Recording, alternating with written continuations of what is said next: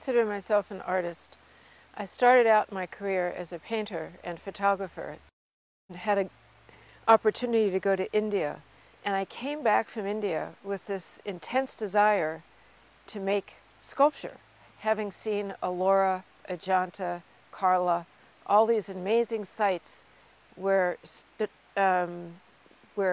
people had carved structures out of living rock. The kind of work that I do as a sculptor has been called environmental or site-specific. When I came back to Los Angeles, that's where I went to college, what I wanted to do was to make kind of an earthwork. And at that point, a number of artists had been doing that. Michael Heiser, Richard Serra, Robert Smithson. I wanted to do something that was involved with the, sort of natural materials and on a scale that was larger than the size of a person, something that people could interact with. I think I'm about the only person working with stone actively, and I have for almost 30 years now. A lot of people have asked me why I use stone and why I like to do it in such an archaic way. And my answer is really that I love the material. I love stone. I mean, some people fall in love with bronze casting. Some people love working with wood. You have to have some, some sort of relationship to the material you're working with. I love it that it has all these different colors. You can change the surface of it. It reacts to the environment. It ages. It weathers. It has all these wonderful qualities. I sort of got interested in early architecture, and I mean really early architecture, a little beyond sort of Stonehenge, what was done in Egypt, what was done in Mesopotamia. I spent a summer in Israel once and was able to go around and see a lot of the archaeological sites there.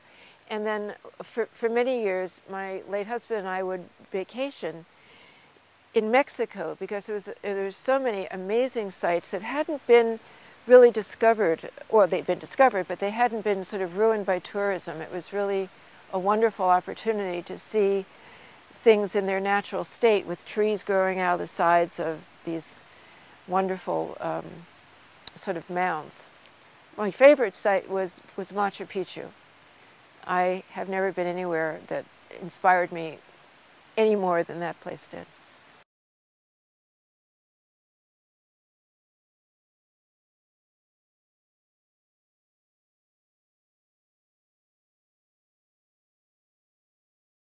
The first significant project that I did was for the National Geographic Society in Washington. And I was extremely lucky because I really didn't know what I was doing. This was back in 1980. And I was lucky enough to work with David Childs from SOM, who helped me understand what the process was in really constructing a large work. I think the project for National Geographic came out fairly well. It was the first and one of the nicest projects I ever had a chance to work on. There were a couple of projects that were very large-scale outdoor projects. One was called Terrain, and it was in Chicago, right near O'Hare Airport. And then I was asked to do a couple of projects for the AT&T headquarters in New Jersey, which included a fountain for their courtyard and then a sculpture out by their educational center.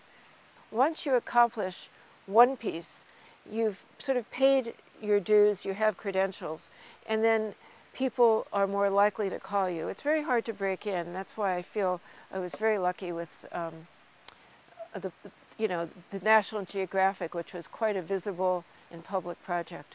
Right now, I just am working on a park on Canal Street in Manhattan. This is part of a sort of redevelopment plan that the city, the federal government, the Port Authority, a whole sort of raft of agencies came up with after 9/11. They identified 5 sites in Lower Manhattan that could have these small parks, places that were just sort of traffic islands before.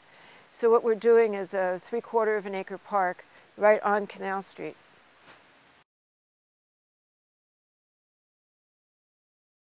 One of the differences between doing private commissions like this and public commissions like the one I'm working on now in New York City with the Parks Department, or one I just completed in Vancouver, is that when you work for the city or any kind of public agency, you are working like any other city contractor.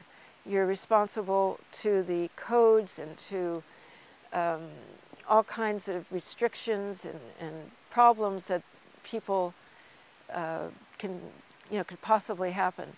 And you have to satisfy the use of the place.